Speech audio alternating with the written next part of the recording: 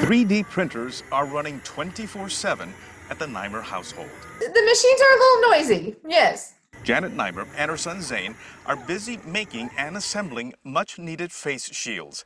It's a slow process, though. It takes about 7 hours to print 3 headbands. If I was sleeping, he ran them, and if he was sleeping, I made sure and turned them back on every 7 hours. Janet is a teacher at Harmony Science Academy in Garland. She and other teachers from the college prep charter school system are working from home using 3D printers to build medical-grade face shields for first responders. We jumped right on it. We were so excited to help our community reach out to Garland, where our school is, and all of North Texas, to provide something that was really needed during this time of crisis. Once the headbands are printed, the rest is assembled by hand. We got these clear plastic sheets and they slide into the top. We were also printing chin pieces to go on the bottom. So far, they've printed and assembled a couple of 100 face shields, but they're also busy making extenders for cloth face masks, about 80 of those going to the Garland Police Department.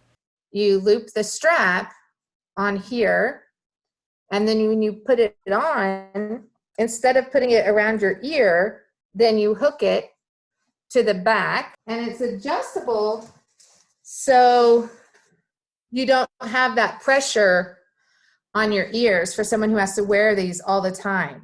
To put it on, you just unhook this right here. Zayn and his mom just presented the city with 100 face shields to be used by Garland firefighters and other city staff. We can absolutely put to good use protecting our employees as we work to reopen our facilities across the city. Thank you very much, sir. You're welcome. We really appreciate them doing it. You know, this is a group effort.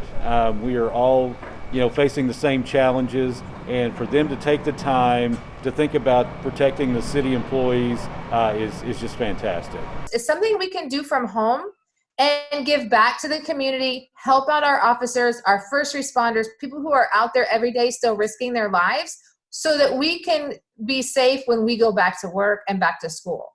2 and 3. Teachers and students working together, making their mark.